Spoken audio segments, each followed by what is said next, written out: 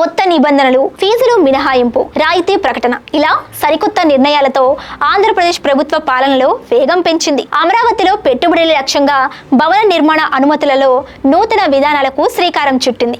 AP building rules 17ను సవరిస్తూ నూతన కీలకమైన అంశాలతో సరికొత్త పురపాలక శాఖ ఉత్తర్వులు జారీ చేసింది.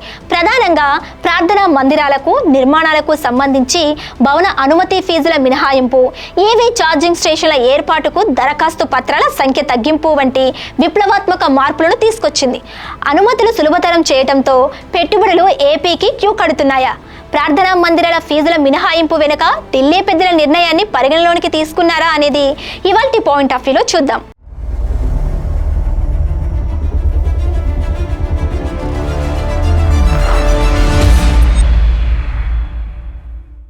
Hello, welcome to Khyati connects. నేను సిరి. ఆంధ్రప్రదేశ్ ప్రభుత్వం భవన నిర్మాణ నిబంధనల్లో భారీ మార్పులను అమల్లోకి తెచ్చింది. దేవాలయాలు, మసీదులు, చర్చిలు వంటి ప్రార్థనా మందిరాల నిర్మాణానికి భవన అనుమతి ఫీజులు, ఇతర ఛార్జీల నుంచి పూర్తి మినహాయింపు కలిగిస్తూ ఉత్తర్వులు జారీ చేశారు. ఈ నిర్మాణ అనుమతుల కోసం ఆన్లైన్ లో దరఖాస్తు చేసుకోగానే ప్రాథమిక ప్రాసెసింగ్ ఫీజు మాత్రమే చెల్లించాల్సి ఉంటుందని నిబంధనలు స్పష్టం చేసింది. అలాగే సిటీ లెవెల్ ఇన్ఫ్రాస్ట్రక్చర్ ఇంపాక్ట్ ఫీజును 3 ఏళ్ల వ్యవధిలో 6 వాయిదాలలో చెల్లించే సదుపాయాన్ని అందుబాటులోకి తీసుకొచ్చారు. మరోవైపు 24 మీటర్లు లేదా అంతకంటే ఎక్కువ ఎత్తు కలిగిన భవనాలను ఇకపై బహుళ అంతస్తుల లేదా హై రేంజ్ భవనాలుగా పరిగణించబోతుంది. 10 మీటర్ల ఎత్తు వరకు ఉండే వ్యక్తిగత నివాస భవనాలకు కొన్ని రకాల నిబంధనల నుంచి మినహాయింపు ఇచ్చారు. నాన్ హై రేంజ్ భవనాలకు కనీసం 3 మీటర్లు సెట్ బ్యాక్ ఉంటే 1.50 మీటర్ల వెడల్పుతో బాల్కనీ అనుమతి లభిస్తుందని నూతన నిబంధనలు స్పష్టం చేస్తున్నాయి. 10 అంతస్తులకు పైబడిన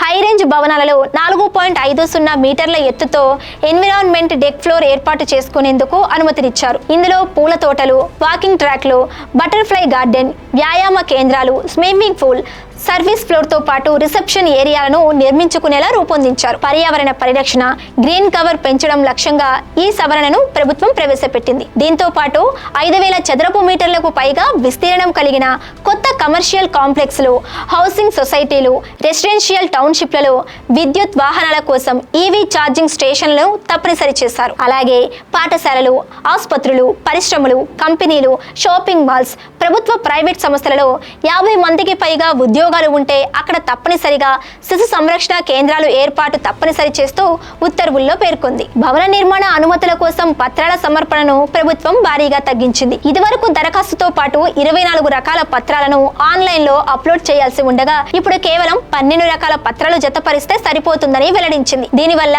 భవన నిర్మాణ అనుమతుల ప్రక్రియలో అనవసర ఆలస్యం నివారించబడుతుంది. అలాగే పాఠశాలలు, కళాశాలలు, విశ్వవిద్యాలయాల ఏర్పాటుకు సంబంధించి గతంలో ఉన్న కనీస విస్తరణ నిబంధనను ప్రభుత్వం పూర్తిగా తొలగించింది. అనుమతుల ఎత్తు విషయంలో ఉన్న నిబంధనలను కూడా సవరించి హై రేంజ్ భవనాలకు వర్తించే సెట్ బ్యాక్ నిబంధనలనే ఆసుపత్రుల నిర్మాణాలకు కూడా వర్తింపజేయనున్నారు. మరి ఈ మార్పులు భవన నిర్మాణ రంగానికి, విద్య, వైద్య రంగాల విస్తరణకు ఎంతగానో దోహదపడతాయని నిపుణులు అభిప్రాయపడుతున్నారు. చూశారుగా, ఆంధ్రప్రదేశ్ బిల్డింగ్ రూల్స్ లో ప్రభుత్వం తెచ్చిన ఈ నూతన సవరణ నివాస, కమర్షియల్ తో పాటు ఆధ్యాత్మిక నిర్మాణ రంగానికి పెద్ద ఊరటగా మారనున్నాయి. నూతన సంస్కరణలతో పెట్టుబడులతో పాటు ప్రజలకు సులభతరంగా ఉండేలా ప్రభుత్వం తీసుకున్న నిర్ణయాన్ని ప్రజలు స్వాగతిస్తున్నారు. పూర్తి స్థాయిలో అనుమతుల ప్రక్రియ పారదర్శకంగా జరుగుతుందా లేదా అనేది చూడాలి మరి.